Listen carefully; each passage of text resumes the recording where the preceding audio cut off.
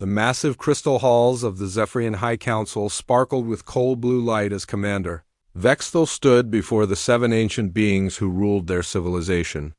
His metallic skin gleamed under the harsh illumination while holographic displays showed images of a small blue planet spinning slowly in the darkness of space.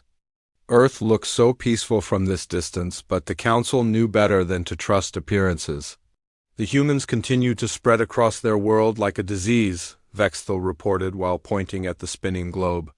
They fight endless wars among themselves, yet somehow their population keeps growing and their technology advances despite their chaos and violence. The eldest council member, Zaraf, leaned forward on his crystal throne and his 6 eyes focused on the display. We have observed them for over 50 of their years, and still we do not understand how such a primitive species survives. They waste resources on pointless conflicts and show no unity of purpose, yet they have begun to reach beyond their atmosphere. Another council member, Valinith, spoke in her melodic voice that carried undertones of disgust. Their emotional responses are completely illogical. They sacrifice their own lives for strangers and form attachments that serve no biological purpose. They even keep other species as companions despite gaining no evolutionary advantage from doing so. Vexthel nodded while activating new displays that showed human cities bustling with activity. Our long-range sensors detect weapons that could threaten our scout ships, and their computer networks are becoming more sophisticated each year. If we wait much longer, they might develop defenses that could complicate our eventual conquest. The 3rd council member, Kexrel, tapped his clawed fingers against his armrest while studying the data. Yet direct military action would require significant resources, and we still lack crucial intelligence about their true capabilities and weaknesses. We need detailed information about their society and psychology before we commit our fleets. Which is why I proposed the infiltration protocol, Vexthel said while new images appeared showing detailed anatomical scans of human beings. Our bioengineers have perfected the shape-shifting technology to the point where our agents can perfectly mimic human appearance and behavior. We can place operatives within their society to study them from within. The 4th council member, Nexver, questioned this approach with skepticism evident in his tone. Our previous attempts at infiltration on other worlds have shown mixed results.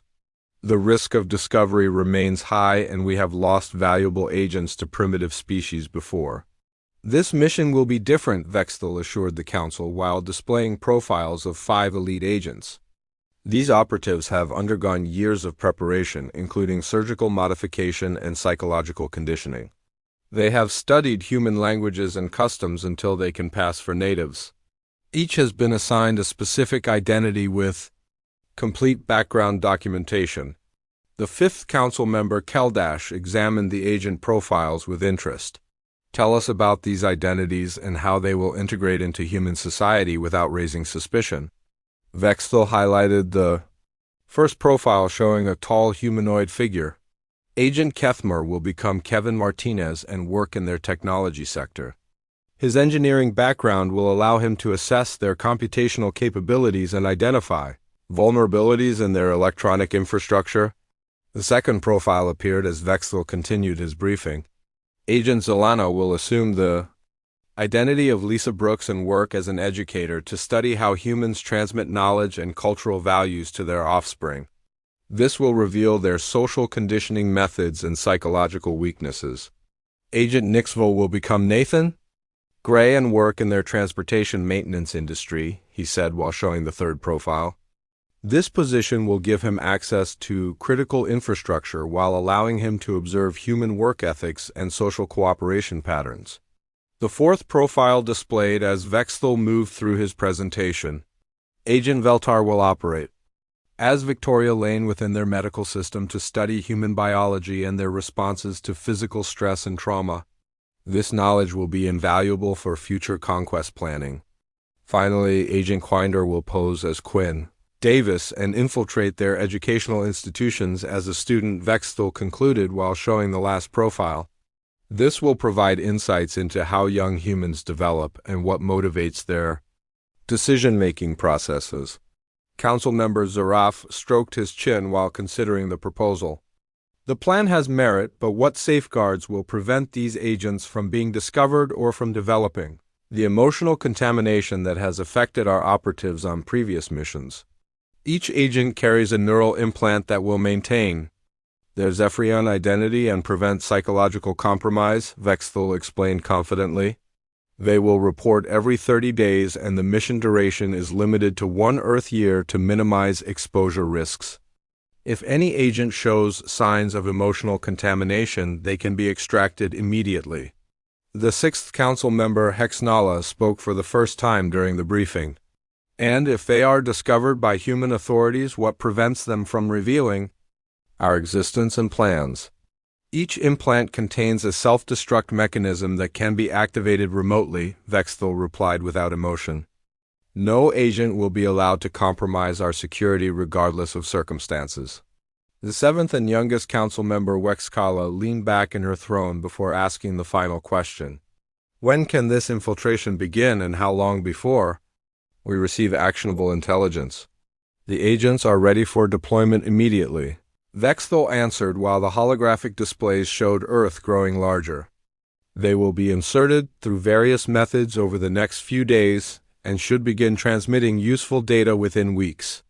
By the end of 1 Earth year, we will have complete intelligence on human weaknesses and can proceed with conquest planning. Council. Member Zaraf raised his hand and the other members fell silent. The infiltration protocol is approved. Deploy the agents and begin immediate intelligence gathering. The humans have remained free for too long, and their expansion must be stopped before they become a genuine threat to our empire. The crystal halls echoed with unanimous agreement as the council voted to approve the mission that would forever change both species in ways none of them could possibly imagine. Kevin Martinez adjusted his human disguise one final time before walking through the glass doors of TechFlow Solutions in downtown San Jose. His Zephyrian conditioning had prepared him for many scenarios, but nothing could have readied him for the chaotic energy that filled the startup office. Employees rushed between workstations while talking rapidly about deadlines and breakthrough ideas that seemed to change every few minutes. Jake Thompson looked up from his computer when Kevin approached, and his genuine smile caught the disguised agent off guard. "You must be our new software engineer. Welcome to the madhouse," Jake said, while extending his hand for what humans called a handshake. "I hope you are ready for some serious problem solving, because we have got a challenge that might break our company if we cannot figure it out." Kevin had studied human workplace dynamics extensively, but experiencing them firsthand proved completely different from theoretical knowledge. Amy Rodriguez joined their conversation, and her enthusiasm for the technical problems was infectious, despite Kevin's attempts to maintain emotional distance. "The algorithm keeps crashing whenever we try to scale it up," she explained while pointing at lines of code on her monitor. "We have been working on this for 3 months, and our funding runs out in 6 weeks. The pressure in the office was obvious, but Kevin noticed something his briefings had not mentioned. Instead of competing against each other for personal survival, these humans worked together with remarkable cooperation. When Gary Shun discovered a potential solution during lunch, everyone gathered around his workstation to help develop the idea further. They shared credit freely and celebrated small victories as a group rather than hoarding information for individual advantage. Lisa Brooks found herself equally unprepared for the reality of human education when she walked into Riverside Elementary School for her first day as a 5th-grade teacher. The Zephyrian intelligence reports had described human offspring as undisciplined and chaotic, but the children who filled her classroom displayed curiosity and energy that seemed almost limitless. When Peter Collins struggled with multiplication tables, his classmates immediately offered help without being asked. Sophie Williams organized the other students to create colorful flashcards for Peter while explaining math concepts in ways that made sense to his learning style. Lisa watched in fascination as these young humans demonstrated empathy and cooperation that exceeded anything in her xenological training. During recess, she observed them playing games that required teamwork and creating elaborate rules that ensured everyone could participate regardless of skill level. The most surprising discovery came when 8-year-old Marcus Johnson fell from the playground equipment and scraped his knee badly. Rather than ignoring his distress or competing for teacher attention, the other children immediately surrounded him with comfort and assistance. They walked him to the nurse's office while offering encouragement and even sharing their own band aids from their backpacks. Nathan Gray experienced similar confusion when he started working at Murphy's Auto Shop on the outskirts of Detroit. Owner Bill Murphy was a gruff veteran who should have represented human aggression and territorial behavior, according to Zephyrian profiles.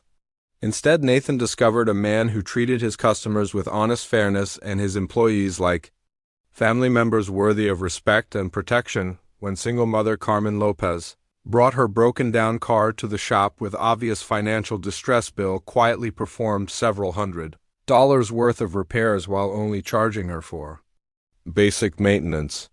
Nathan watched him explain to Carmen that her car just needed minor adjustments when clearly the transmission required complete rebuilding that Bill had done during his own unpaid overtime hours. Carlos Rivera worked alongside Nathan and proved equally puzzling to Zephyrian understanding. He took time to teach Nathan advanced repair techniques without fear of creating competition for his own job security. During slow periods, Carlos shared stories about his family and asked genuine questions about Nathan's background that demonstrated sincere interest in forming friendship bonds. Victoria Lane began her assignment at Atlanta General Hospital expecting to study human responses to physical trauma and biological stress. Instead, she found herself immersed in an environment where humans routinely risked their own health and safety to preserve the lives of complete strangers.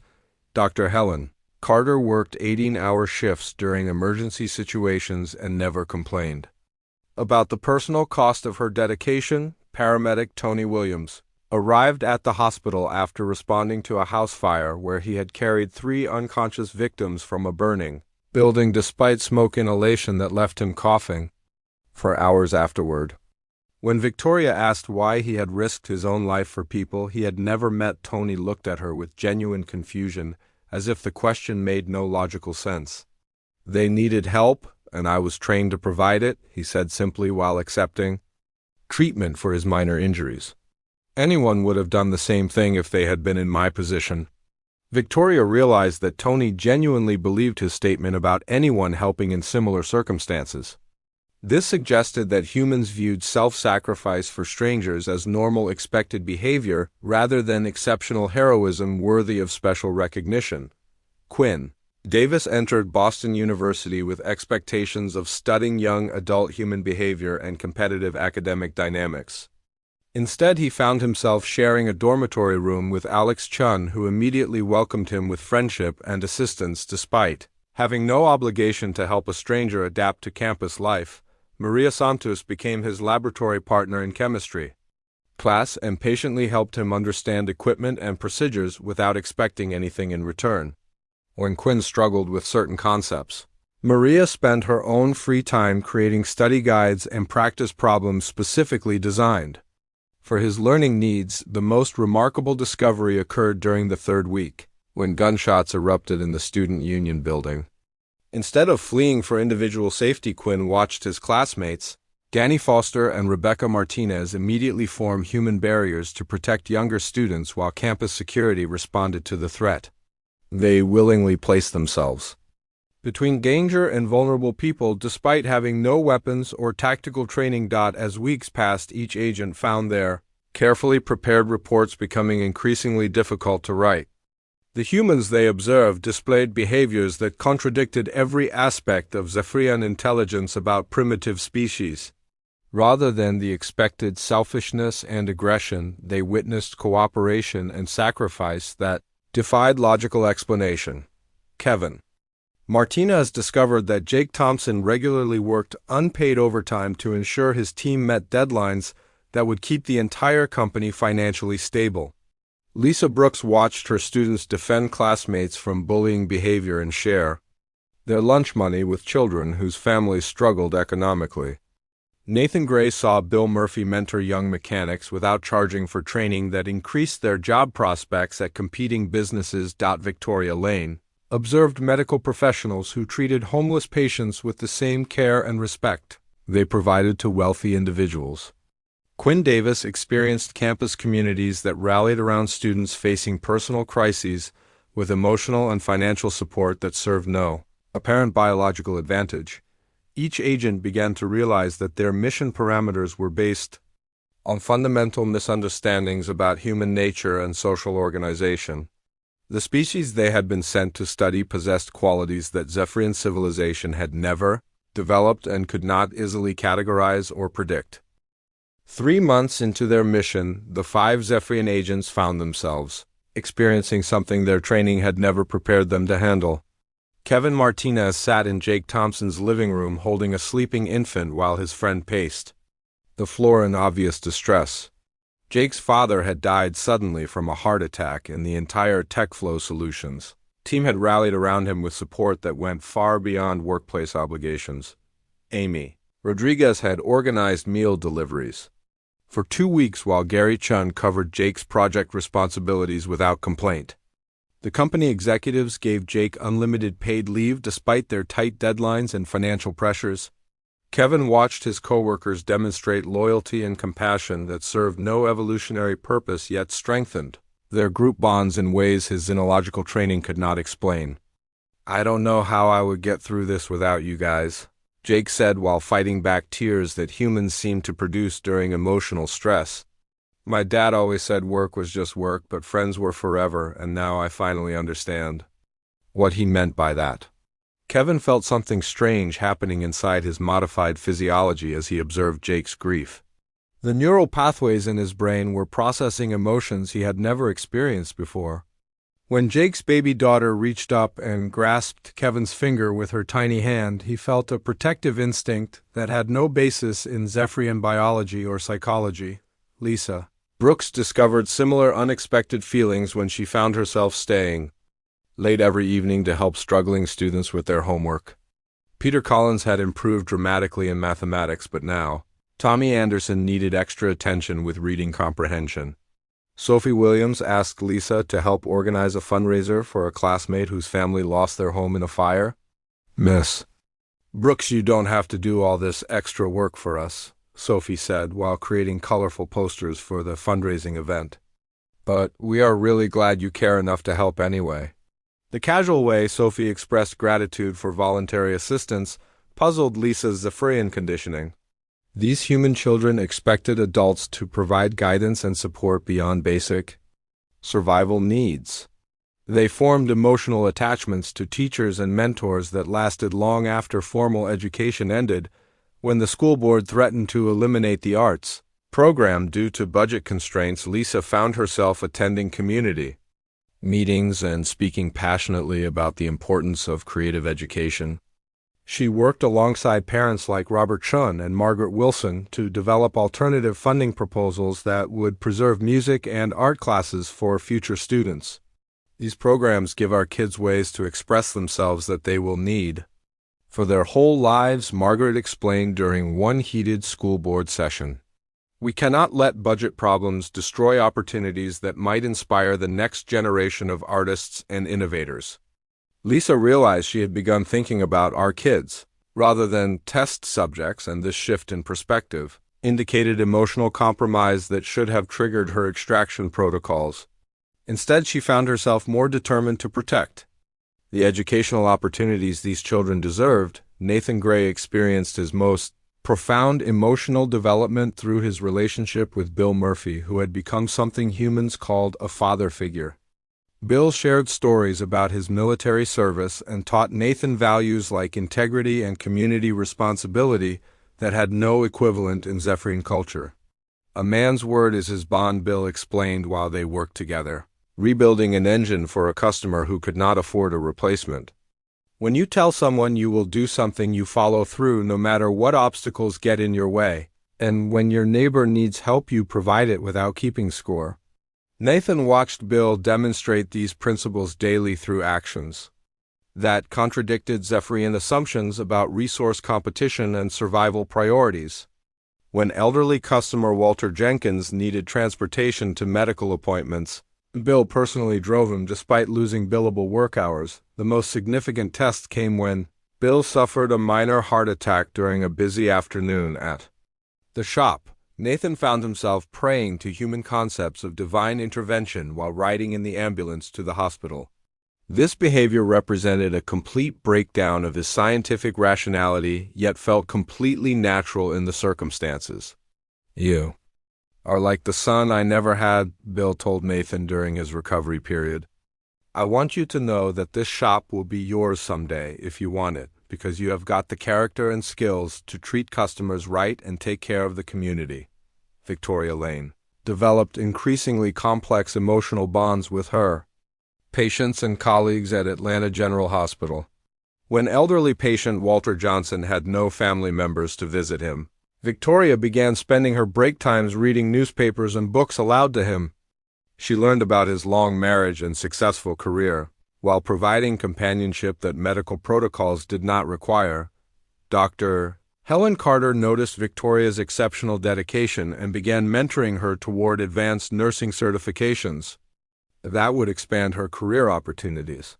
"You have got natural instincts for patient care that cannot be taught," Dr. Carter explained during one of their training sessions.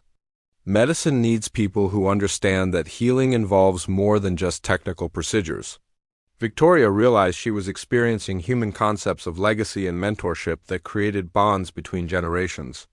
When Dr. Carter talked about retirement and passing knowledge to younger medical professionals, Victoria felt honored to be chosen as a recipient of that wisdom. The most challenging emotional development occurred when Quinn Davis fell in love with his classmate Emma Foster.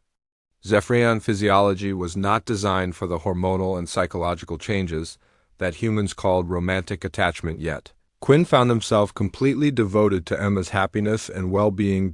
Emma shared her dreams about becoming a teacher and traveling the world while helping children in developing countries. She talked about their potential future together with casual confidence that assumed Quinn would remain part of her life indefinitely. When she mentioned marriage and children, Quinn realized he wanted that future more than he wanted to return to Zephyr Prime. "I love how you see the world differently than everyone else," Emma told him while they studied together in the library. "You ask questions that make me think about things from new perspectives, and you really listen when people talk instead of just waiting for your turn to speak." Quinn understood that Emma valued qualities in him that were actually artifacts of his alien origin, yet she loved the person he had become rather than the operative he had been trained to be.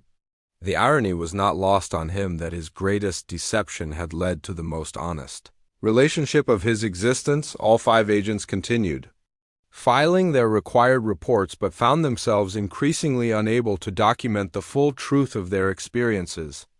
How could they explain to the High Council that humans possessed qualities that made conquest morally questionable? How could they describe emotional bonds that transcended species boundaries and created loyalty stronger than military conditioning? Kevin Martinez wrote technical assessments of human computer systems, while omitting details about the creative problem-solving and collaborative innovation he witnessed daily. Lisa Brooks reported on educational methods while avoiding mention of the compassion and dedication that motivated human teachers. Nathan Gray documented transportation infrastructure while ignoring the community values that maintained social cooperation. Victoria Lane analyzed medical capabilities, while failing to mention the selfless service that drove human healthcare workers to extraordinary efforts. Quinn Davis studied academic institutions while concealing the intellectual curiosity and emotional growth he experienced through genuine human relationships. Each agent realized they were becoming something new that existed between their birth species and their adopted communities. They had discovered qualities in humanity that challenged everything they believed about civilization and progress, while developing personal connections that made betrayal unthinkable. The neural communication link activated simultaneously in all 5 agents while they were deeply embedded in their human lives.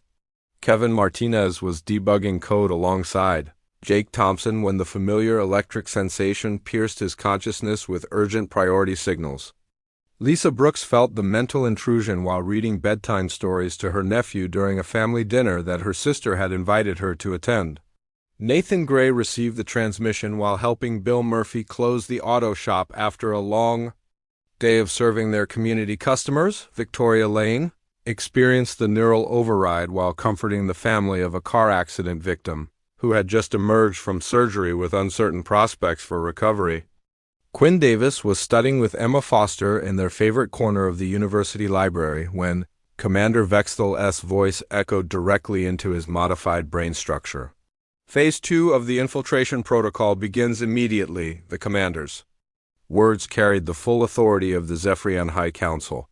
Your intelligence gathering period has concluded and all agents must now initiate sabotage operations to weaken human infrastructure in preparation for conquest. You have 60 Earth days to complete your assignments before our invasion fleet arrives.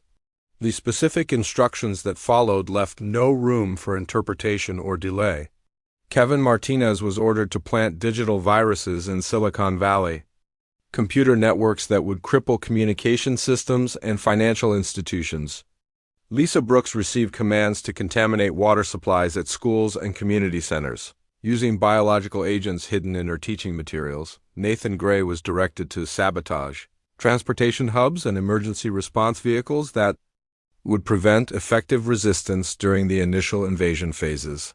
Victoria Lane was instructed to introduce medical supply shortages and disable hospital equipment that would maximize casualties among wounded defenders.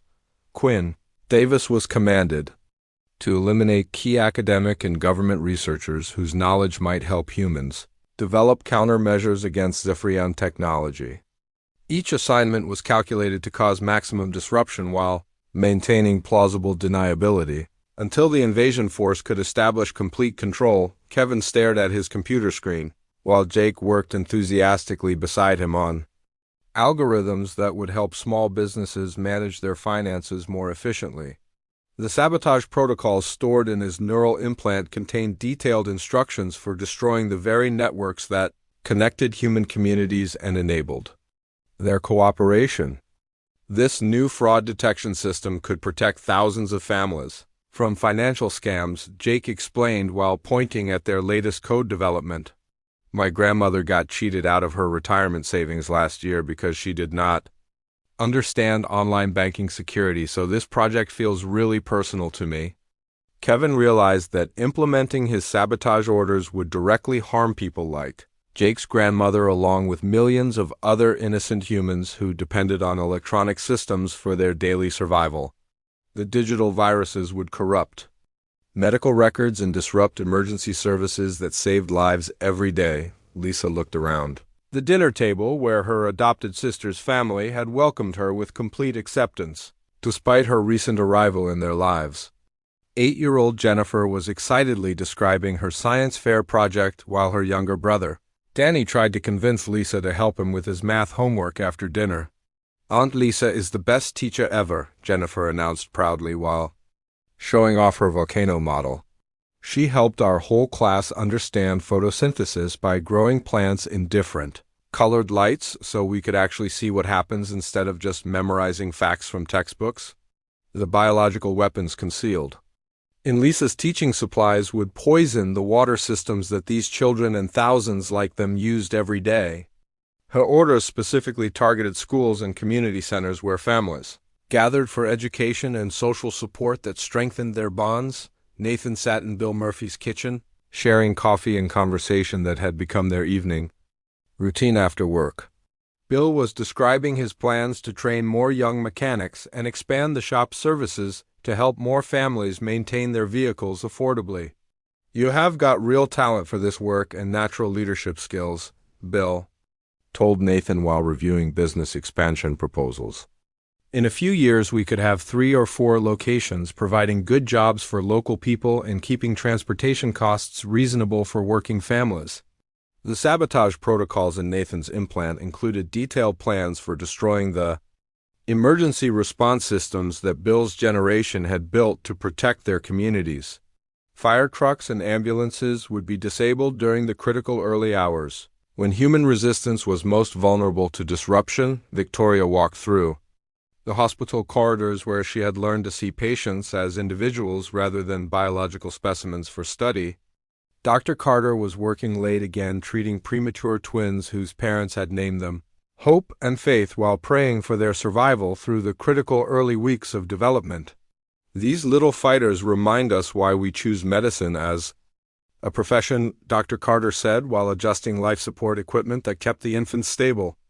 Every life we save makes all the difficult training and long hours worthwhile because we get to witness miracles that happen when human determination meets advanced medical knowledge.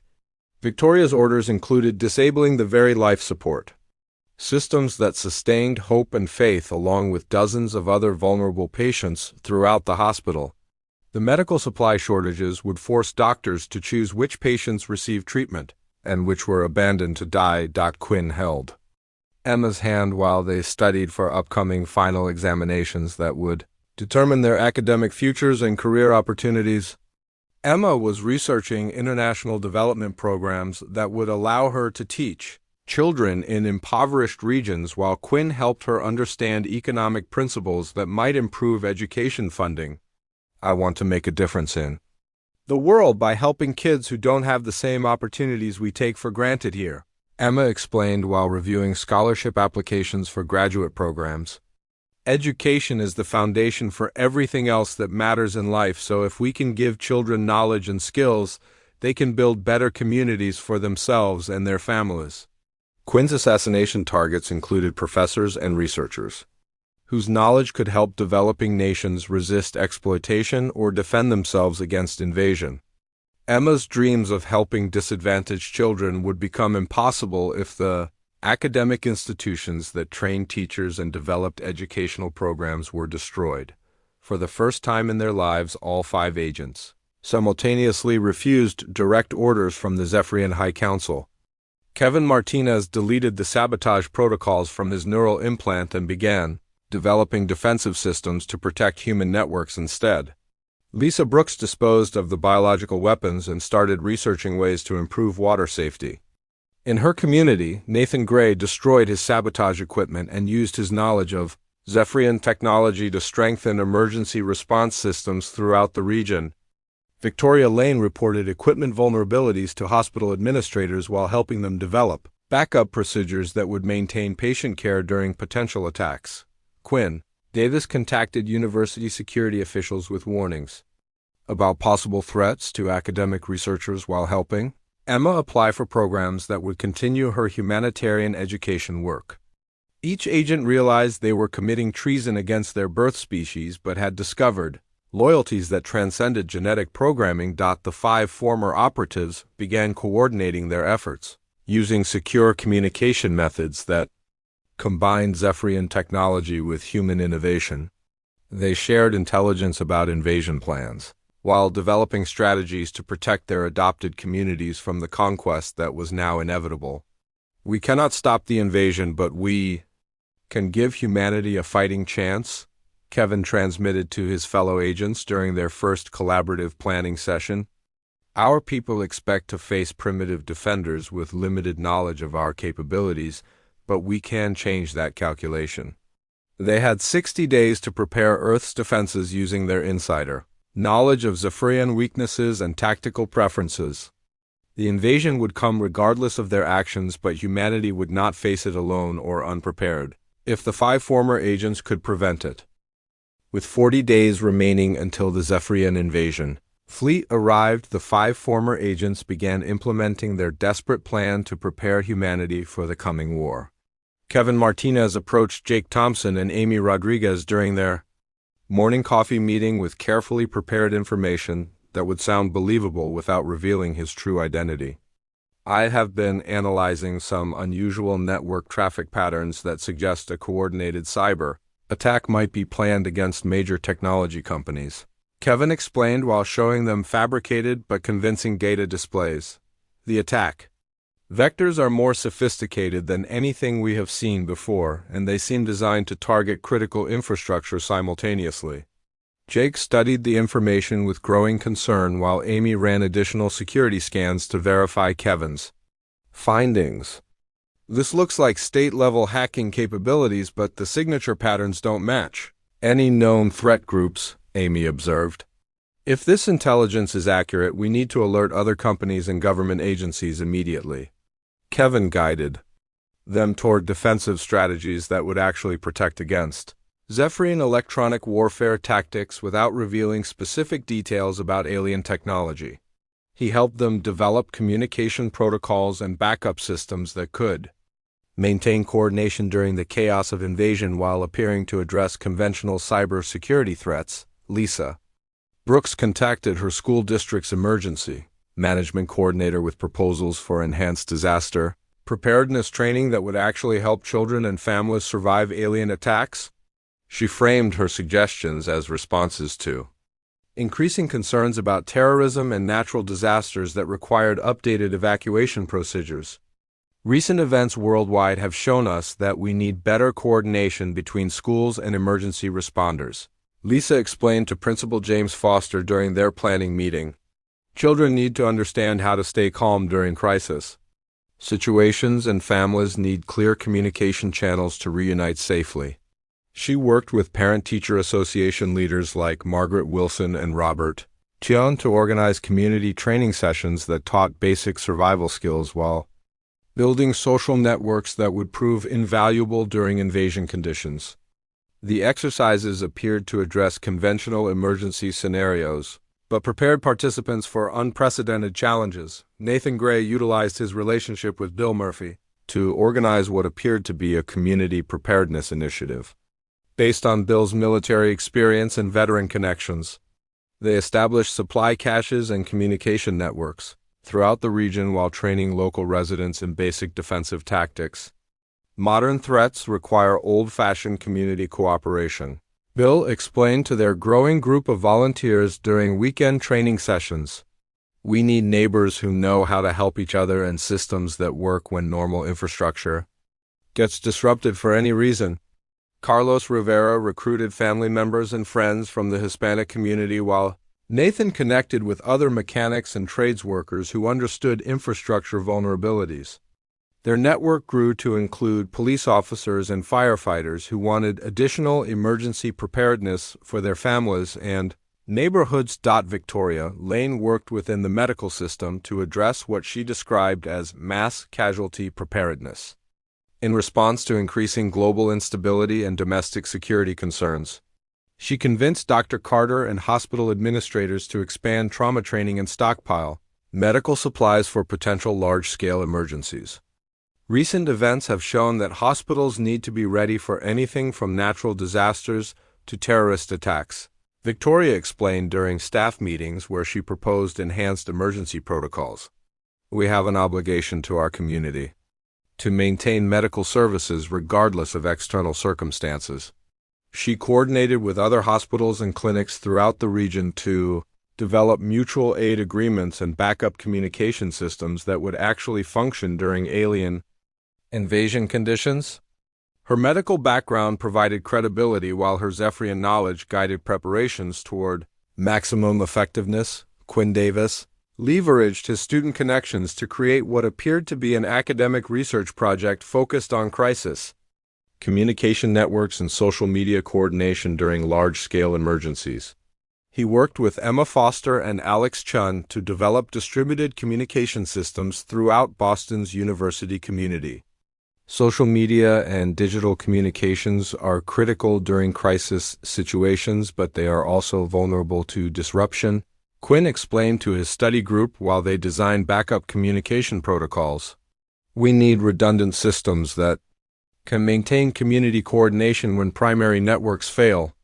Their project expanded to include students from multiple universities who were interested in emergency management and social resilience.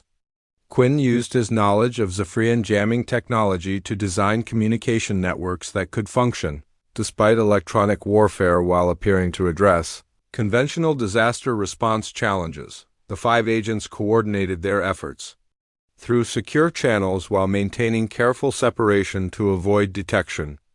Each contributed specialized knowledge about Zephyrian technology and tactics, while their human allies provided local expertise and community connections that were essential for effective resistance. Organization. Kevin developed early warning systems that could detect Zephyrian scout ships and communication frequencies while training human programmers to recognize alien intrusion signatures. Lisa established evacuation routes and safe house networks that could protect children and families during initial attack phases. Nathan created supply, distribution systems, and vehicle maintenance protocols that would keep resistance forces mobile and equipped during extended conflict.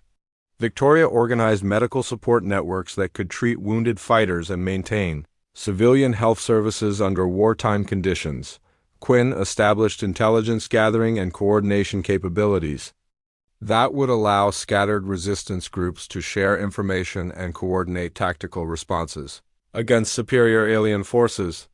Their combined efforts began creating the foundation for organized human resistance that Zephyrian invasion plans had never anticipated. As preparation time dwindled, the agents realized they needed to establish direct contact with government and military officials who could authorize large-scale defensive measures. This required revealing enough information to gain credibility while avoiding exposure that would compromise their mission. Kevin used his technology industry connections to reach cybersecurity officials who took his warnings about sophisticated attack capabilities seriously. Lisa worked through educational channels to contact emergency management agencies concerned about school safety and community preparedness. Nathan utilized veteran networks to communicate with military personnel who understood unconventional warfare and the importance of civilian resistance capabilities. Victoria leveraged medical professional associations to alert public health officials about potential biological warfare threats. Quinn connected with academic researchers who studied national security issues and could provide access to government policymakers concerned about emerging threats to homeland security. Each agent provided carefully calibrated information that would motivate appropriate defensive preparations without revealing alien origins. Dr. Elizabeth Warren at NASA became their most important ally when Kevin provided her with technical specifications that demonstrated impossible knowledge of advanced propulsion systems. Colonel Michael Torres at the Pentagon paid attention when Nathan accurately predicted specific tactical scenarios that matched classified threat assessments. FBI Agent Sarah Mitchell investigated their claims when multiple agents provided consistent intelligence about coordinated attack plans that exceeded known terrorist capabilities. Their warnings gained credibility through accumulated evidence and the obvious expertise behind their technical knowledge. This intelligence suggests threats beyond anything we have prepared for, Dr. Warren told her colleagues during emergency briefings that brought together civilian and military leadership. The technical capabilities described here require response planning that goes far beyond conventional scenarios. With 20 days remaining until invasion, the 5 former Zephyrian agents had successfully initiated defensive preparations that would give humanity its only chance for survival. They had chosen to protect their adopted world and communities regardless of the personal consequences that awaited them when the invasion fleet arrived. The bonds they had formed with human friends and families had proven stronger than genetic programming or military conditioning. They had discovered values worth defending and people worth protecting, even if it meant betraying their birth species and facing certain death as traitors to both civilizations. The Zephyrian invasion fleet emerged from hyperspace exactly on schedule, with Commander Vexthal expecting to find a defenseless planet populated by primitive beings who had no knowledge of their impending conquest.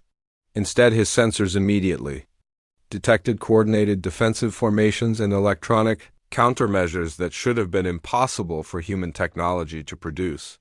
"How are they jamming our communication frequencies?" demanded Council Member Zura from the flagship bridge while watching human forces deploy with tactical precision that defied all intelligence reports. Our agents reported no advanced military capabilities and certainly nothing that could interfere with our encrypted battle coordination systems. Vexthal studied the tactical displays with growing confusion as human defenders demonstrated detailed knowledge of Zephyrian weak points and attack patterns.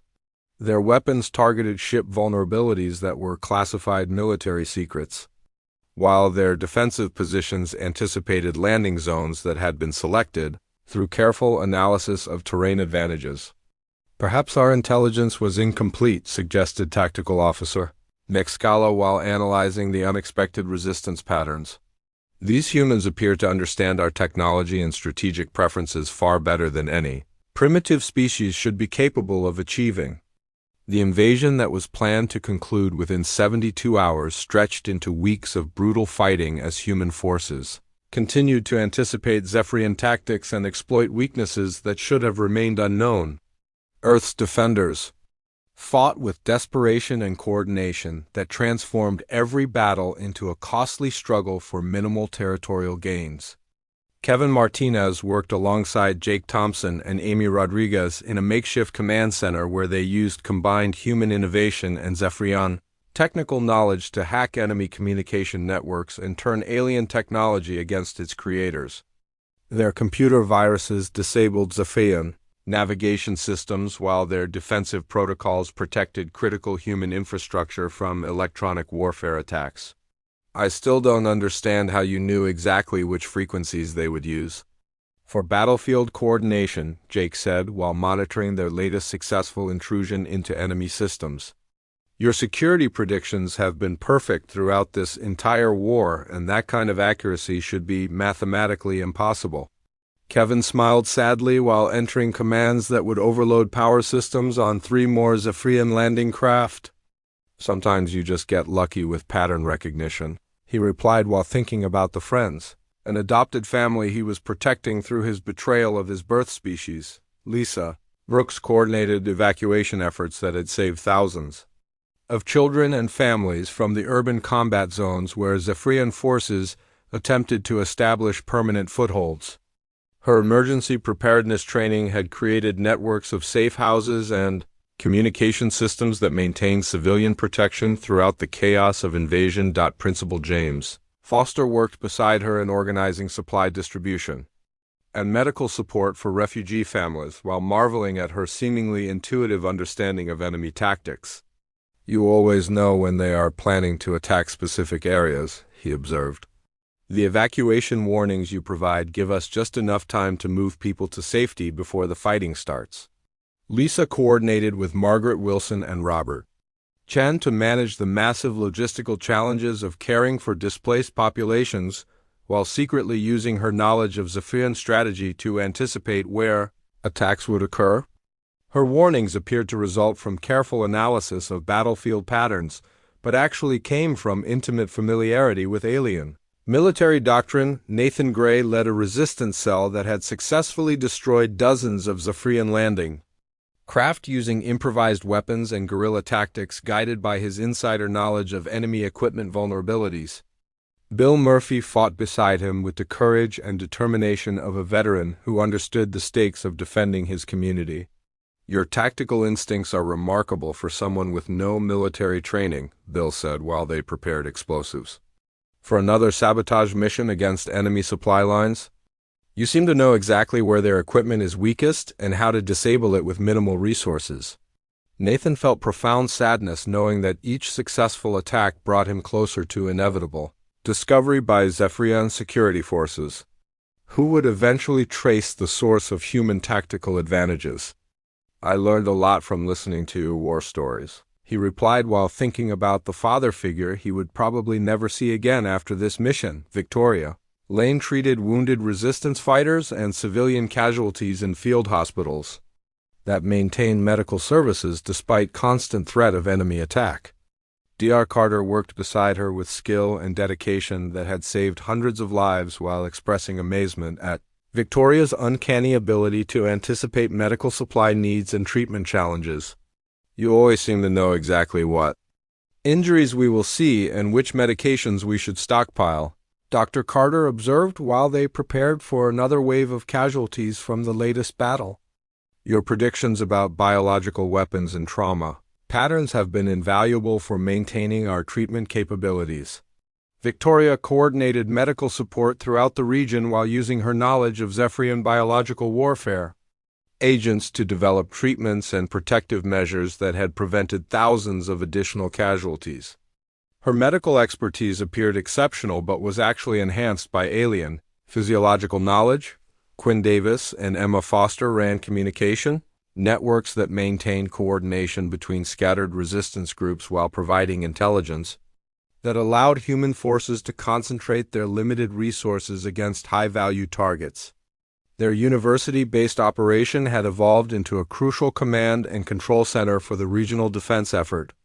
I don't know how you always predict where the enemy will attack next or which targets are most important, Emma said while encoding messages for transmission to resistance leaders throughout New England. Your strategic analysis has been right so often that commanders are planning entire operations based on your recommendations. Quinn felt his heart breaking as he realized that each day of successful resistance increased the likelihood that Zephyrian forces would discover the source of human intelligence advantages.